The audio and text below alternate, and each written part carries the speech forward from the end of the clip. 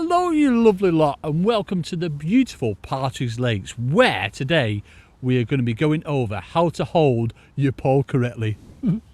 Richard, take note, because Richard definitely does not hold his pole correctly, but he sits right on his box. And that's what I want to get across, folks. Yeah, you might think you're sitting nice and comfy and this, that and the other, but when you're going away with like a bad back or pain in your calves, it's because 100% your legs aren't right. Your box is either too high or too low, and that's what we're going to be going over today.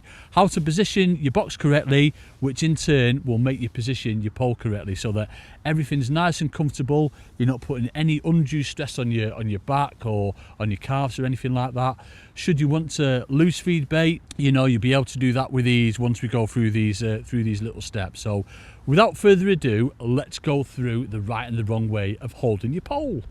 Right then, folks, so at the minute my box is too high. I know it's too high because I've put an extra 2 layers on, but I want to show you how you might think it's right. Certainly when you're fishing short distance, your top kit and traditional sort of like 3 on, yeah, when you're holding your pole you might think everything's fine. It's only when you're shipping out to we're going to be going to 30 meters today, because that's it's a nice range. We talk about fishing at sort of 30 meters and obviously short line a hell of a lot. When I go out to 30 meters, you'll see what I mean. But first things first, let's go on this short line. So, as I said, my box is positioned too high at the minute, but when you're fishing on a short pole, generally, yeah, you'll be facing where you're fishing. So your arm's going to be flat on your pole, your hand's going to be slightly over your knee, and then your other hand is just there to support your pole.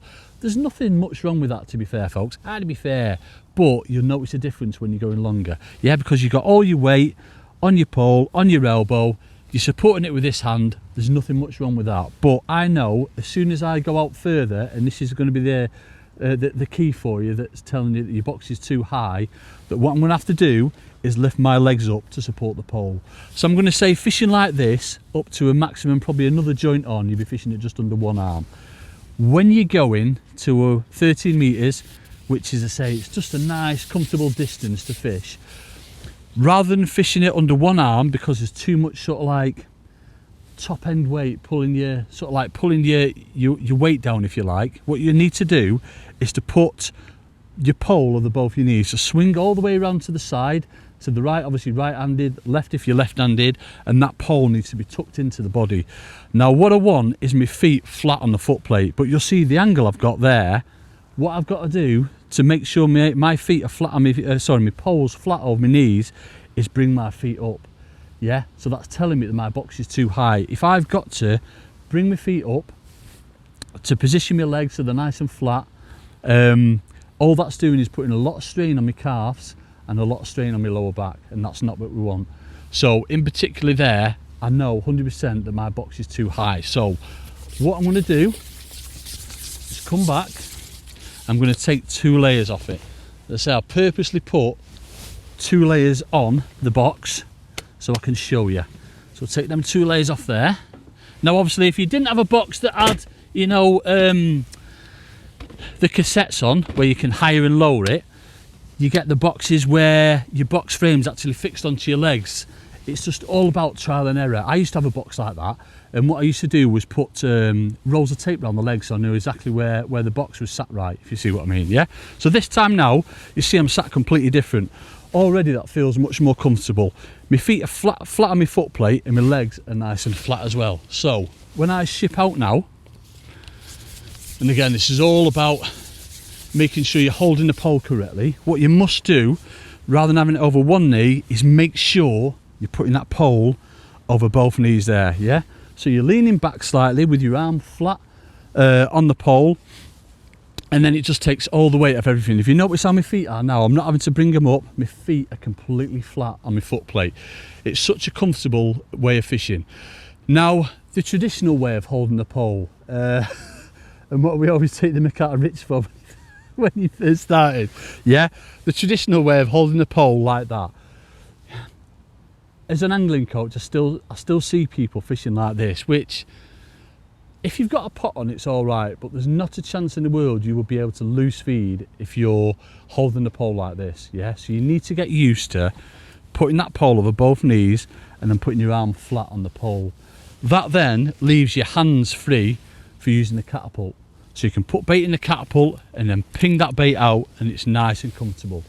Obviously the other way is to have a bar set up. You know, it's one of them, I don't really fish like that simply because I want to be on the move all the time. Yeah, that bar setup, you know, the support bar, is okay if you're on natural venues, sort of rivers, waiting for a bite. But most of the venues I'm fishing, I want to be active. I want to be into them fish all the time. I want to be lifting and dropping my float. Yeah, so by fishing in this manner rather than that or over one knee, as I said, one knee is fine for when you're fishing on the short ball up to top kit and force, so sort of like 9 meters, absolutely fine. But when you're going past 9 meters, make sure that pole tucked right into your body, you're leaning over it slightly, and there's just no resistance, no weight anywhere. Everything's nice and comfortable, nice and controlled, and you won't have a problem at all. So just get out and practice it, folks. Yeah, there's nothing complicated with it. It'll tell you itself. Your actual seat box will tell you yourself if it's too high. Too low, obviously your legs are going to be like right up here somewhere, and when you get it just right, with your feet flat on the foot plate, nice and balanced on the pole, you'll be fishing lovely every time. So just get out, give it a go, and if you have got one of them frames where you can lower the frame on the box on the legs, make sure you get some wrapper tape and put them around the legs so you know exactly where you're going back to every time.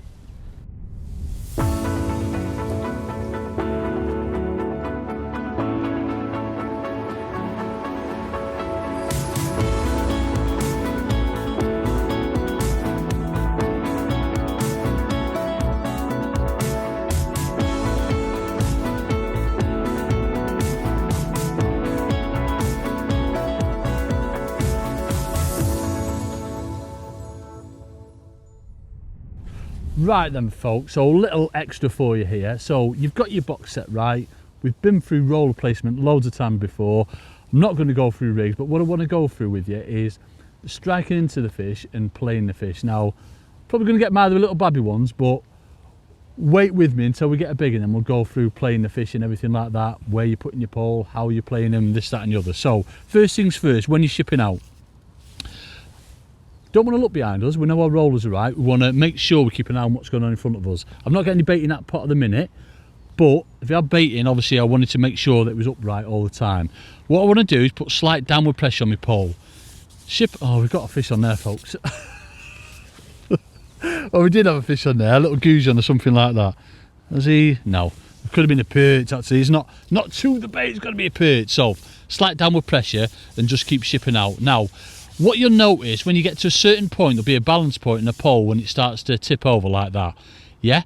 So what you want to do is bring that pole over your knees and just carry on shipping out. So it's over your knees. Make sure all the time your rig is low to the water.